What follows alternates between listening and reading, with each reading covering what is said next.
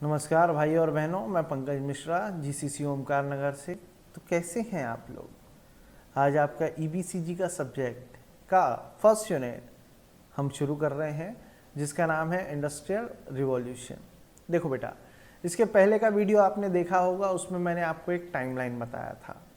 अब वो टाइमलाइन के हिसाब से आपका सिलेबस है और धीरे धीरे हम उस टाइमलाइन को अब स्टार्ट करते हैं।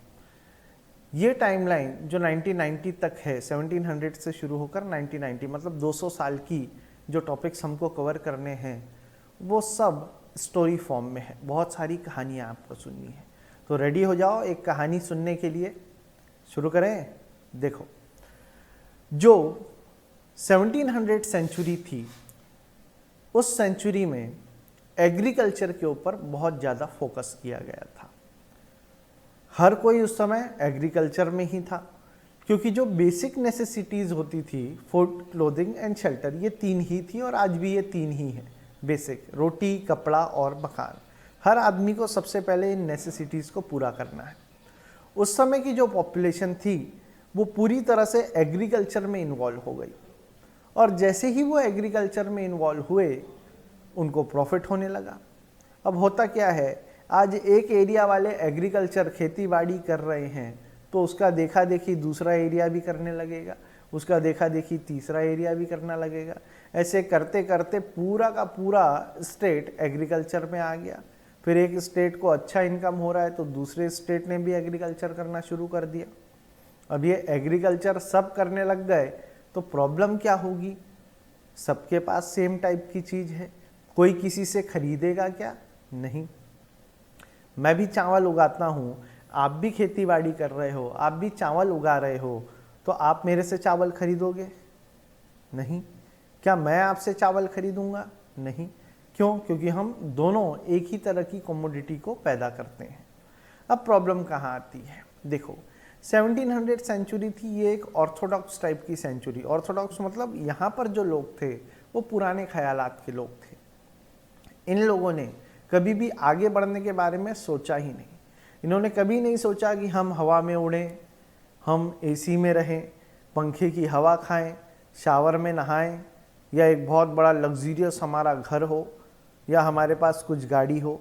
ये सब उनकी सोच नहीं थी। क्यों? क्योंकि ये सारी चीज़ें उस समय अवेलेबल ही नहीं थी। इतना एडवांसमेंट टेक्नोलॉजी का उस समय नहीं हुआ था। ये एक तरह से बोला जाए बहुत कम, एकदम निम्न स्तर पर, बहुत कम स्तर पर टेक्नोलॉजी उस समय जन्म ले रही थी। कोई इन्वेंशन उस समय नहीं हुए थे, बहुत सारी चीज़ों में क्रिएटिविटी अभी तक नहीं हुई थी, ट्रांसपोर्टेशन डेवलप नहीं हुआ था। इन पॉइंट्स को आप ध्यान में रखिए। ट्रांसपोर्टेशन, MRTLC, मिस्टर TLC उस समय खड़े नहीं हुए थे। M stands for market. उस समय 1700 सेंचुरी में एज सच कोई भी मार्केट डेवलप नहीं हुआ था कि लोग अपने सामान को वहाँ लेकर जाएं और वहाँ ले जाकर उसे बेचें। तो M से मार्केट। दूसरा है रोड। कोई रोड, रेलवे, ट्रांसपोर्टेशन के लिए वहाँ पर डेवलपमेंट नहीं था। तो हम अपना मटेरियल अगर यहाँ बना भी लेते हैं तो उस समय उसको ट्रांसपोर्ट कैसे करें? अब मान लो इंडिया में कोई चीज़ बन रही है और उसे मुझे ले जाकर बेचना है पाकिस्तान में, तो मैं कैसे लेकर जाऊंगा? बैलगाड़ी। मेरा बैल पाकिस्तान तक चलेगा? नागपुर से पाकिस्तान, लाहौर, इस्लामाबाद तक नहीं चलेगा, बीच में ही दम तोड़ देगा। अब ऐसा तो है नहीं कि टायर पंचर हो गई तो दूसरी स्टेपनी लगा लो। एक बैल मर गया तो वहाँ टाइम पर बैल कहाँ से ढूंढने जाएंगे? तो ट्रांसपोर्टेशन फैसिलिटी नहीं थी। R से रोड हो गया। T stands for technology. Technology नहीं थी हमारे पास। जो धान मेहनत कर कर उगाया जाता था वो लेबर मेहनत करती थी और वही उगाती थी। टेक्नोलॉजी का उपयोग उस समय नहीं था, क्योंकि उतना एडवांसमेंट उस समय हुआ ही नहीं था। L में आता है लीगैलिटी।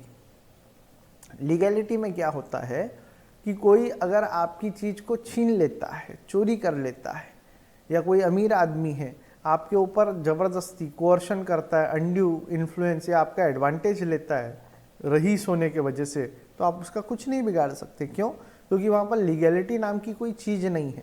कुछ चीज़ों के लिए कोई कानून नहीं बना है। आज जैसे आपका और मेरा कॉन्ट्रैक्ट हो गया, मैंने आपसे पैसे ले लिया और आपको पढ़ाया नहीं, तो आप मेरे ऊपर केस कर सकते हो। क्यों? क्योंकि ऐसा कानून है। कि मैंने पैसे ले लिया, पढ़ाया नहीं, तो दफ़ा 420 आईपीसी की धारा 420 के अंतर्गत मैं गुनहगार बन जाऊंगा।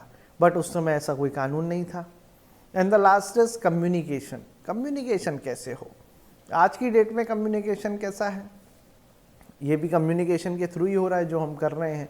कम्युनिकेशन अच्छा है, हम तुरंत विद इन सेकेंड्स अपना मैसेज एक पॉइंट से दूसरे पॉइंट पर वर्ल्ड के किसी भी कोने में अगर बैठा हो तो आज यहाँ से मैं मोबाइल से उसे अपना मैसेज विद इन सेकेंड्स भी ज़्यादा होगा, विद इन माइन्यूट सेकेंड्स हमारा मैसेज इस पॉइंट से दूसरे पॉइंट पर पहुँच जाएगा।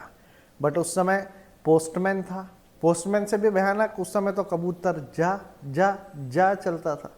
अब वो कबूतर जा रहा है आपकी चिट्ठी लेके और बीच में उस कबूतर को और कोई कबूतरी मिल गई तो वो चिट्ठी कहाँ जानी और कहाँ पहुँचेगी पता नहीं चलेगा। तो इसलिए ये मिस्टर TLC MRTLC उस समय डेवलप्ड नहीं था। मैं फिर से बोल देता हूँ, MRTLC का मतलब है M से मार्केट, R से रोड, T से टेक्नोलॉजी, L से लीगल और C से कम्युनिकेशन। ये उस समय नहीं थे। वापस आते हैं कहानी पर, तो सबके सब क्या करने लग गए वहाँ पर? एग्रीकल्चर करने लग गए। अब एग्रीकल्चर करने लग गए तो माल बेचें किसको? क्योंकि मिस्टर TLC नहीं थे हमारे पास। अब मिस्टर TLC नहीं है तो क्या हो गया? अब लोगों के पास पैसा कैसे आएगा? पैसा कब आता है? मैं कोई चीज़ को बनाता हूँ और आपको बेचता हूँ तो उससे मेरे पास पैसा आता है। आप वही चीज़ खरीदोगे जिसकी आपके पास कमी है, बराबर है? वो चीज़ तो नहीं खरीदोगे जो आपके पास ऑलरेडी है। अब आपके घर में ऑलरेडी फ्रिज है, एक क्या दो फ्रिज है। अब मैं ऊपर से आकर बोलूँ भैया मेरा वाला फ्रिज ले लो, तुमने वीडियोकॉन का लिया, तुमने वर्लपूल का लिया, अब मैं एक मिश्रा नाम का बेचता हूँ, तुम मिश्रा नाम का भी ले लो। ज़बरदस्ती लोगे क्या? नहीं। जब तक आपको उस चीज़ की नीड नहीं रहेगी तब तक आप उस चीज़ को खरीदोगे नहीं। तो अब सब लोग धान उगा रहे हैं तो कोई किसी से खरीदेगा नहीं। दूसरा, इसमें हम क्या कर सकते हैं, क्या सोच सकते हैं कि अगर हमारे यहाँ कोई नहीं खरीद रहा तो दूसरे एरिया में ले जाकर बेच दे। एरिया में कहाँ ले जाकर बेचोगे? मार्केट तो है नहीं। दूसरी बात, मार्केट भी नहीं है। तीसरी बात, आप बेचोगे तो सही पर लेकर कैसे जाओगे? आपके पास बैलगाड़ी है, रोडवे, रेलवे, वाटरवे, एयरवे, कोई वे आपके पास अवेलेबल नहीं है। यू हैव नो वे। अब ये प्रॉब्लम्स आपके सामने, तो अब आप लास्टली मरता क्या ना करता क्या करोगे? अपने घर में ही उसे कंज्यूम करना शुरू कर दोगे। बट अब उसमें क्या प्रॉब्लम आएंगी? आप कंज्यूम तो करेंगे पर उससे आपको पैसा जनरेट होने वाला नहीं है। पैसा कैसे जनरेट होता है? अब ये वीडियो रिकॉर्ड कर कर मैं खुद ही देखने लग जाऊं तो इससे मुझे पैसा थोड़ी ना मिलेगा। मैं ये वीडियो रिकॉर्ड कर कर जब आपको दूंगा, आप पेमेंट करोगे तो उससे मुझे पैसा मिलेगा, तब मैं जाकर अपने शौक पानी पूरे कर पाऊंगा, अपने खर्चे पूरे कर पाऊंगा। तो दिस इज़ द कॉन्सेप्ट। लोगों ने खेती बाड़ी तो कर ली, धान चावल बहुत मात्रा में उत्पाद कर लिया, लेकिन उस उत्पादन का उन्हें कोई फ़ायदा नहीं हुआ क्योंकि कोई उस चीज़ को खरीद ही नहीं रहा था।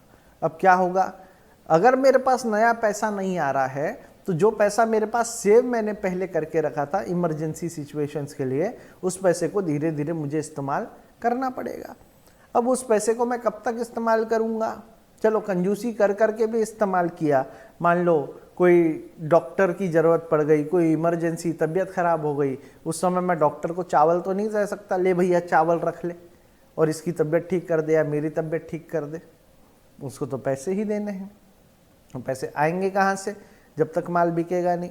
तो मैं अपनी सेविंग्स को यूज़ तो करूँगा पर एक ना एक दिन मेरी सेविंग्स हो जाएगी ख़त्म। और जिस दिन मेरी सेविंग्स ख़त्म हुई उस दिन मैं क्या करूँगा? कोई ऑप्शन नहीं बचेगा। जब आपके पास कोई पैसा ही नहीं है तो आप क्या करेंगे? आप अपने माल को, एसेट्स को बेचना शुरू कर देते हैं। लाइक आपकी ज़मीन, आपने अपनी जो खेती बाड़ी की ज़मीन है उसे बेचना शुरू कर दिया। अब जब लोगों ने अपनी खेती बेचना शुरू कर दिया तो इसको खरीदेगा कौन? कोई ना कोई रईस पार्टी ही खरीदेगी। अब रईस पार्टियों ने क्या किया? जो पैसे वाले थे उन्होंने उन छोटे छोटे किसानों की छोटी छोटी ज़मीनों को लेना शुरू कर दिया और छोटी छोटी ज़मीनों को लेकर उन्होंने वहाँ पे बड़े बड़े फार्म्स, बड़े बड़े खेत बना दिए और वहाँ पर फिर से उत्पादन होने लगा। फिर से वो अपने यहाँ खेती बाड़ी कर कर क्रॉप्स को ग्रो करने लगे। अब जब ये क्रॉप्स ग्रो होने लगे तो जो सिचुएशन पहले थी वही प्रॉब्लम अभी भी आने लग गई थी कि इसको बेचा कहाँ जाए। तो ऐसे समय पर इन्वेंशंस होने लगे, राइट। स्टीम पावर्ड इंजन्स बने, सबसे पहले वाटर बोट बनी, और वाटर बोट बनने के बाद धीरे धीरे रेल रोड, नाम याद रखना, रेल रोड डेवलप हुआ। रेल रोड डेवलप हुआ, इसके साथ में ही कुछ इन्वेंशंस और होने लगी, लाइक कम्युनिकेशन के लिए उस समय ग्राहम बेल, जिनका नाम आपको याद रखना है, हेलो फोन, क्या इन्वेंट किया, फ़ोन इन्वेंट किया। तो ऐसे थोड़ी थोड़ी इन्वेंशंस होने लगी। बट अब जो छोटे किसानों ने अपनी ज़मीनें बेच दी थी, उससे उनको पैसा तो मिल गया था, पर वो पैसा भी कब तक इस्तेमाल करेंगे। तो उन्होंने क्या किया, अपनी ज़मीन तो बेच दी, अपनी ज़मीन बेच दी। अब वो लोग उस पैसे को इस्तेमाल करने लगे और धीरे धीरे वो पैसा जो ज़मीन बेचकर मिला था वो भी ख़त्म होने लग गया। अब ये ज़मीन को बेचकर जो पैसा मिला था वो ख़त्म होने लग गया, तो कुछ ना कुछ पैसे के लिए करना तो पड़ेगा। अब पहले के समय में जो फैमिलीज़ होती थी वो भी बहुत बड़ी बड़ी होती थी। अब कुछ जगह लैंड्स ऐसे होते हैं जहाँ पर साल में 2 बार फसल बोई जाती है, कुछ एरियाज़ ऐसे होते हैं जहाँ पर साल में 1 ही बार फसल हो सकती है, 2 बार फसल नहीं होती। तो बाकी का टाइम ये लोग क्या करेंगे। तो इनकी फैमिलीज़ भी बहुत बड़ी बड़ी होती थी। जैसे एक माँ बाप है और उनके 5, 6, 7, 8 बच्चे हैं। आप भी अगर अपना इतिहास निकाल कर देखेंगे तो आपके पिताजी लोग भी 4-5 बच्चे होंगे, भाई होंगे, बहनें होंगी, या अपने दादाजी लोगों को देखेंगे तो वो भी 6-7, पाइली आधा दर्जन 1 दर्जन बच्चे होंगे ही होंगे। तो उस समय का जो बेसिक ऑक्यूपेशन था, बच्चे पैदा करना नहीं था, एग्रीकल्चर था। बट एग्रीकल्चर से आदमी ज़्यादा ही फ्री हो जाता था, और फ्री होने के कारण फिर वहाँ प्रोडक्टिविटी क्रॉप्स की हो रही है और यहाँ प्रोडक्टिविटी बच्चों की हो रही है। तो अब ये धीरे धीरे परिवार बढ़ता जाता था, तब हम दो हमारे दो वाला कॉन्सेप्ट नहीं था। अब इतने बड़े परिवार का पेट भरने के लिए किया जाए, तो कुछ लोग अपनी ही खेत में जो बेच दिया था उसी में मजदूरी करने लग गए, पर उससे सबका पेट नहीं भरेगा। तो जो परिवार के बाकी सदस्य थे, यंग थे, उन लोगों ने गांव छोड़ दिया। गांव छोड़ दिया और वो कहाँ आकर बसने लग गए, अर्बन एरिया में, सिटीज़ में आकर बसने लग गए। अब गांव का आदमी गांव में रहकर, आज की डेट में अगर बात करें तो गांव का आदमी गांव में रहकर दिन का 100 कमाएगा, 200 कमाएगा। बट अगर वो एक सिटी में आकर किसी के यहाँ झाड़ू पोछा भी करता है, मान लो अगर भीख भी मांगता है, तो आराम से वो 200 से ज़्यादा ही कमाएगा। आज की डेट में सब रईस से 10 रुपये से कम कोई देता नहीं है, पर जितना भी कमाएगा कंपेयर टू हिज विलेज वो बहुत ज़्यादा ही क्वांटिटी में कमाएगा। तो अब ये जो कमाई का ज़रिया उनको मिल गया वो अर्बन में आने लग गए। और ऐसा एक जगह से नहीं हुआ, बहुत सारी जगह। मतलब आप अगर इंडिया की बात करें तो India is a rich country of poor people, ये बोला गया है। तो still in India in 2020 70% of our Indian population lives in villages, गाँव में ही रहती है। और पहले के समय ये गाँव ही थे, छोटे छोटे कस्बे थे, जो बाद में थोड़े थोड़े बड़े होकर मिलते गए और सिटी का शेप ले लिया। आप नागपुर की भी बात करें तो नागपुर कामठी बहुत दूर था, कन्हान बहुत दूर था, कोराड़ी बहुत दूर था। अब धीरे धीरे ये सब नागपुर के अंदर ही इन्वॉल्व होते जा रहे हैं। तो अब कॉन्सेप्ट ऐसा है कि ये लोग अपनी जगह बेचकर गांव से आ गए शहर में। अब शहर में इनकी मात्रा बहुत बढ़ गई, बहुत बड़ी तादाद में ये लोग वहाँ से सिटी में आने लग गए। तो अब सिटी में क्या किया जाए, सिटी में रहते थे रिच लोग, रईस लोग। उन्होंने क्या किया, उनको ये लेबर के तौर पर बहुत कम भाव में मिलने लग गए। ये सारी की सारी चीज़ें ग्रेट ब्रिटेन में हो रही थी। अब great Britain consist of 4 countries. Great Britain में इंग्लैंड आता है, वेल्स आता है, आयरलैंड का पार्ट आता है और स्कॉटलैंड आता है। ये 4 कंट्रीज़ को मिला दिया जाए तो ग्रेट ब्रिटेन बनता है। ये सारी की सारी चीज़ें ग्रेट ब्रिटेन में हो रही थी। गांव से जो लोग निकल कर आए वो सिटीज़ में आ गए। अब सिटी में जो लोग रहते थे उनको लेबर सस्ती मिलने लग गई, मतलब लेबर का सप्लाई ज़्यादा है, काम कम है। When supply is more demand is less, तो जो प्रोडक्ट है उसका प्राइस गिर जाता है। तो मतलब उस समय लेबर चीपली मिलने लग गई, सस्ती लेबर मिलने लग गई। इसके अलावा वहाँ पर इंडस्ट्रियलाइजेशन के पीछे और भी कुछ चीज़ों का हाथ था। जैसे अब कॉजेस की बात करते हैं कि इंडस्ट्रियल रिवॉल्यूशन आया तो वो ग्रेट ब्रिटेन में ही क्यों आया, वहीं पर क्यों पहले शुरू हुआ। तो अब ग्रेट ब्रिटेन की स्टोरी, ग्रेट ब्रिटेन कंट्री है जो ये मैप में आप देखेंगे, ये ग्रेट ब्रिटेन है। ये ग्रेट ब्रिटेन, ये वाला जो एरिया आपको दिख रहा है ये ग्रेट ब्रिटेन का है, और ये जो एरिया आपको दिख रहा है ये है यूरोप, इसको मेनलैंड यूरोप बोलते हैं। देखो Italy, Italy Italy, Rahul Gandhi Italy, है ना। तो ये इटली है, ये फ्रांस है, जर्मनी, पोलैंड, बेलारूस, ये रशिया, यूएसएसआर बोलते हैं इसको, फिनलैंड, स्वीडन, नॉर्वे, ये बाद में बने हैं, स्पेन, यहाँ पर एक और कंट्री है क्रोएशिया, स्विट्ज़रलैंड, ये सब की सब इसी में यूरोप में ही आती है।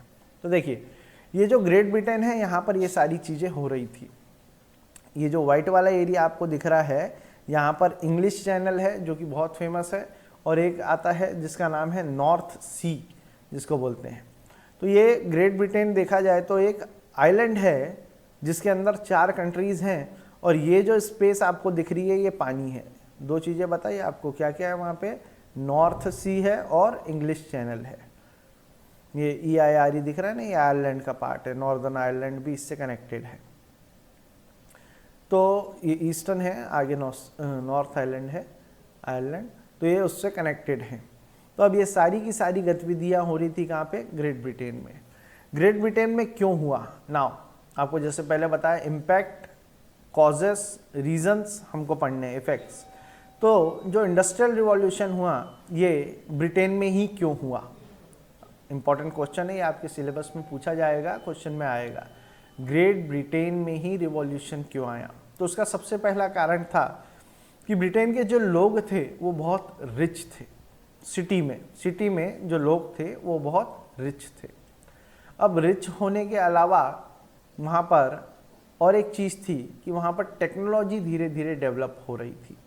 तो जो ये रईस लोग थे इनको लगता था कि हम लोगों ने बहुत मेहनत कर ली, हमारे बाप दादा ने इतना पैसा जमा किया, ये पैसे का इस्तेमाल क्या होगा। तो अब उन लोगों की डिज़ायर धीरे धीरे बढ़ने लग गई कि अब हम नौकरों वाली या मजदूरों वाली ज़िंदगी नहीं जिएंगे, अब हम लग्जरी लाइफ जीना चाहते हैं, बड़ी बड़ी कार में रहना चाहते हैं, सुंदर बीवी से शादी हो, सुंदर लड़की मिले, और आगे चलकर हमारा बड़ा सा मकान हो, बड़ी सी इंडस्ट्री हो, लोगों के बीच में हमारा नाम हो, सोशल स्टेटस हमारा बढ़े। साइकोलॉजी ऐसी बन गई थी। ये दूसरा रीज़न है। पहला रीज़न क्या था, पहला रीज़न क्या था, रिवाइंड करके देखो तो पता चलेगा। थर्ड रीज़न है कि जो इंडस्ट्रियलाइजेशन ब्रिटेन में ही आया, उसका थर्ड रीज़न है कि वहाँ पर जो मिनरल्स थे, मतलब जो ग्रेट ब्रिटेन है पूरे वर्ल्ड का 1/3 आयरन एंड कोल ब्रिटेन के पास में है। तो मतलब मटेरियल भी सस्ता हो गया, मटेरियल सस्ता हो गया, टेक्नोलॉजी डेवलप होने लग गई, रेल रोड डेवलप होने लग गया, और धीरे धीरे अब मार्केट भी डेवलप होने लग गया था। अब क्या हुआ, यहाँ पर धीरे धीरे इंडस्ट्रीज सेटअप होने लग गई। क्यों, क्योंकि मटेरियल भी मिल गया और लेबर भी मिल गया। इन लोगों ने अपने डेवलपमेंट को आगे बढ़ाया। एक इंडस्ट्री थी, उससे दूसरी इंडस्ट्री बनी, दूसरी से तीसरी बनी, और ऐसे करते करते एक गांव से जो एग्रीकल्चर रिवॉल्यूशन शुरू होकर ख़त्म हुआ था 1800 सेंचुरी में, अब इंडस्ट्रियल रिवॉल्यूशन शुरू हो गया। रिवॉल्यूशन और रिवॉल्यूशन का मतलब क्या है, रिवॉल्यूशन का मतलब जब हम क्रांति लाते हैं, रिवॉल्यूशन मीन्स चेंज। जैसे देश में क्रांति आई थी अंग्रेज़ों को भगाने के लिए कि अंग्रेज़ों को भगाओ, ऐसा वैसा, अदरक लहसुन, तो वैसे ही जब क्रांति आती है तो उसको बोलते हैं रिवॉल्यूशन।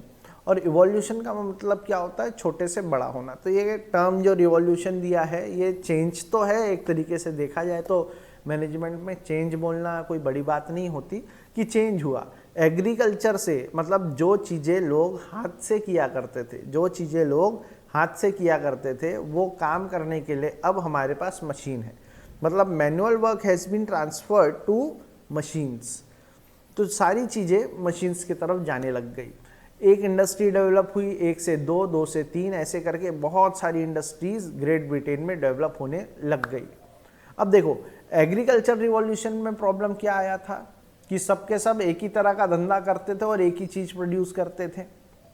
अब इंडस्ट्रियल रिवॉल्यूशन आया तो उनको भी यही सारी प्रॉब्लम आने लग गई कि सब एक ही तरह की फैक्ट्री लगा रहे हैं और एक ही तरीके की चीज़ को प्रोड्यूस कर रहे हैं। अब क्या किया जाए, अब प्रोडक्शन तो हो गया, पर अब खरीदेगा कौन, क्योंकि सब कोई एक ही तरह की चीज को प्रोड्यूस कर रहे हैं। तब MRTLC, मिस्टर TLC को जगाया गया। मिस्टर TLC क्या है? अब ग्रेट ब्रिटेन को पता था कि भाई ब्रिटेन में तो माल बिकना नहीं है, और बिकना है तो उसके लिए मार्केट बनाना पड़ेगा। तो सबसे पहले उन्होंने मार्केट डेवलप किया। M for market. दूसरा, अब ये वो समय आ गया था 1820 के बाद का, जब रोड ट्रांसपोर्टेशन डेवलप होने लग गए थे। तो ये रेल रोड डेवलप होने लग गया, MR। उसके बाद आया T stands for technology. Technology develop होने लग गई। तो यही समय था जब स्टीम इंजन्स बनने लगे। स्टीम इंजन्स के अलावा कम्युनिकेशन के लिए फ़ोन भी आ गया इनके पास, घोड़ा गाड़ी, रेल रोड, बाकी चीज़ें बनने लग गई, बोट्स बनने लग गए, मशीन से चलने वाली, स्टीम से चलने वाली बोट्स, ये बोट बनने लग गई। उसके बाद आया L स्टैंड्स फॉर लीगल। तो वहाँ पर लीगैलिटी वाली चीज़ डेवलप होने लग गई, मतलब चीज़ों को लेकर कुछ कुछ कानून बनने लग गए कि कोई किसी का शोषण नहीं करेगा, कोई किसी को टॉर्चर या एक्सप्लॉइटेशन नहीं करेगा। ऐसे लीगैलिटी आ गई। जैसे इंडिया में है कि 8 घंटे से ज़्यादा कोई मजदूर काम नहीं करेगा, 8 घंटे ही करेगा। 8 घंटे से ज़्यादा अगर लेबर काम करता है तो आपको उसको फिर over charges, extra charges over time के देने पड़ेंगे। L आ गया। उसके बाद आ गया C स्टैंड्स फॉर कम्युनिकेशन। अब ये वो दौर था जब ग्रैहम बेल ने अपना फ़ोन लॉन्च कर दिया था। कभी सोचा कि हम फ़ोन उठाते हैं तो हेलो ही क्यों बोलते हैं? Hello hello hello hello hello ही क्यों बोलते हैं? पता है? कभी पढ़ा इसके बारे में? तुम्हारे अंदर ना एक कीड़ा होना चाहिए किसी चीज़ को जानने का, कि ये चीज़ हो रही है तो क्यों हो रही है। कोई लड़की मेरे को भाव नहीं दे रही तो क्यों नहीं दे रही है। जानने की इच्छा, एक्साइटमेंट, एनालिसिस होना चाहिए कि आज तो कुछ नया हो। देखो, सबको तुम्हारी ज़रूरत है ऐसा ज़रूरी नहीं है। You need to generate the need. जब तक आप लोगों को अपनी नीड नहीं बताओगे, उनकी नीड नहीं पता कर दोगे, तब तक कोई आपसे कुछ खरीदने वाला नहीं। खैर, अलग चीज़ है। उसके बाद आता है कम्युनिकेशन के समय ग्रैहम बेल ने फ़ोन लॉन्च कर दिया। भाई जियो का फ़ोन नहीं था, बहुत अलग ही टाइप का फ़ोन था। ग्रैहम बेल की स्टोरी सुनोगे तो अलग ही कॉन्सेप्ट था। एक इंसान का कान काट कर लाया था वो, और वो कान से सुनना और बोलना अलग ही कॉन्सेप्ट था। तो वो ग्रैहम बेल की बात थी। तो मिस्टर TLC इंडस्ट्रियल रिवॉल्यूशन के समय जाग गए थे। अब इसका फ़ायदा क्या हुआ? ग्रेट ब्रिटेन ने प्रोडक्ट्स को तो प्रोड्यूस कर लिया, मिस्टर TLC को भी उसने जिंदा कर लिया। बट बात अब कहाँ आकर अटकती है कि पूरा ग्रेट ब्रिटेन तो एक ही तरह के प्रोडक्ट को प्रोड्यूस कर रहा था। अब वो प्रोडक्ट को बेचने के लिए मिस्टर TLC काम में आए। उन्होंने क्या किया, ये सारी की सारी टेक्नोलॉजी इनको ही आती थी और किसी को आती नहीं थी। इनको ये टेक्नोलॉजी नहीं आती थी तो इन लोगों ने क्या किया, अपनी चीज़ें ले जाकर इन्होंने यूरोप में बेचना शुरू कर दिया। और यूरोप में बेचना जब शुरू किया तो यूरोप में Germany, France, Poland, Spain, Italy, Belarus, Switzerland, ऐसे कई सारी कंट्रीज़ थी जिन्होंने इनके प्रोडक्ट्स को लेना शुरू कर दिया। और धीरे धीरे क्या हो गया कि इसके लिए ब्रिटेन के प्रोडक्ट्स को बेचने के लिए यूरोप एक बहुत बड़ा मार्केट बन गया। अब प्रोडक्ट को एक कंट्री से दूसरी कंट्री में ट्रांसपोर्ट करने की भी प्रॉब्लम नहीं थी। क्यों? क्योंकि यहाँ पर रेल रोड भी डेवलप हो गया था और स्टीम पावर्ड इंजन्स जो बोट चलाने के लिए उपयोगी होते हैं वो भी डेवलप हो गए थे। तो ये भी एक प्लस पॉइंट था इस कंट्री के लिए। उसके बाद टेक्नोलॉजी भी मिल गई, कम्युनिकेशन नेटवर्क भी मिल गया। तो ये एक तरह से इंडस्ट्रियल रिवॉल्यूशन आ गया। कहाँ पर? ग्रेट ब्रिटेन में। तो ये एक स्टार्टिंग कॉन्सेप्ट है कि ये सारी की सारी चीज़ें ब्रिटेन में ही क्यों हुई।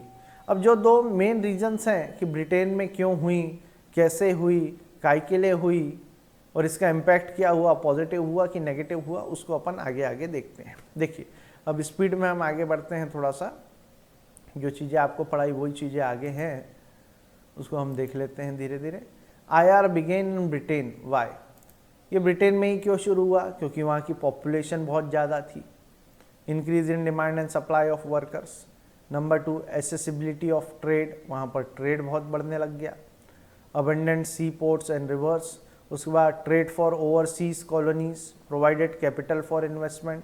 गवर्नमेंट स्टेबल हो गई, इकोनॉमिकली स्टेबल, ग्रोथ होने लगा। तो that everything begin in Britain. इसकी मैं आपको शॉर्ट्स में बना कर दूंगा कि ये सारी चीज़ें ब्रिटेन में ही क्यों हुई। अब समझो ये इंडस्ट्रियल रिवॉल्यूशन क्या था। क्वेश्चन क्या क्या आएंगे? What was industrial revolution? आपको क्वेश्चंस में बता देता हूँ, इसमें क्वेश्चंस क्या क्या आएंगे। पहला क्वेश्चन आएंगे आपको, व्हाट इज इंडस्ट्रियल रिवॉल्यूशन, कि ये है क्या। कहानी सेम रहेगी, वही कहानी लिखनी है। नंबर 2, वाई इंडस्ट्रियल रिवॉल्यूशन, मैं आयर लिख रहा हूँ, why industrial revolution came in Great Britain. बाकी कंट्रीज में क्यों आया, ग्रेट ब्रिटेन में ही क्यों आया। फिर उसके बाद what were the positive effects, या पॉजिटिव की जगह नेगेटिव भी पूछ सकता है। अब टेक्नोलॉजी के तो पॉजिटिव है तो नेगेटिव भी है। पॉजिटिव और negative effects of industrial revolution, ये भी आपसे पूछ सकता है। जो भी क्वेश्चन आएगा वो ये टॉपिक से, ये 3 ही आएंगे और तीनों के आंसर एक जैसे ही हैं।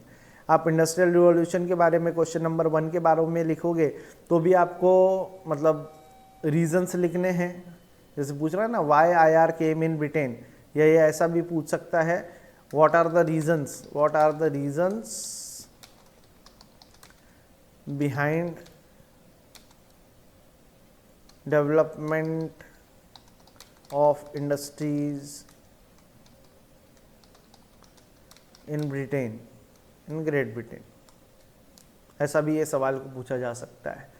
लिखना सेम वही है, पूरी कहानी लिखना है। उसके बाद number 3, what were the positive and negative effects of industrial revolution.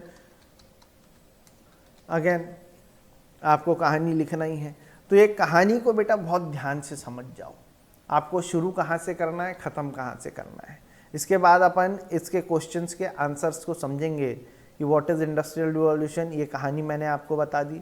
Now why IR came in Britain, what are the reasons behind development of industries in Great Britain. इसमें भी स्टार्टिंग आपको कहानी से करना है। उसके बाद उसमें आपको रीजंस लिखना है कि क्यों वहीं पर क्यों आया और कोई दूसरी जगह क्यों नहीं आया।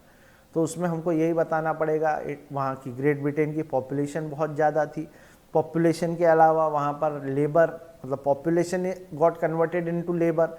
देन जो गरीब थे वो और गरीब होते जा रहे थे, अमीर अमीर होते जा रहे थे। इसकी पूरी नोट्स में आपको डिटेल मिलेगी। इसमें भी हम जब वीडियो रिकॉर्ड करेंगे उन क्वेश्चन आंसर्स को भी हम इस टॉपिक के एंड में नेक्स्ट लेक्चर में डिस्कस करेंगे। So thank you for this. इस कहानी को आप फिर से एक बार सुने शॉर्ट में। मैं आपको नेक्स्ट टाइम जब हम इस चीज़ को कंटिन्यू करेंगे तो शॉर्ट में फिर से मैं आप इस कहानी को समझाऊंगा। Thank you for the day. आपका दिन शुभ हो। Have a nice day. Bye bye.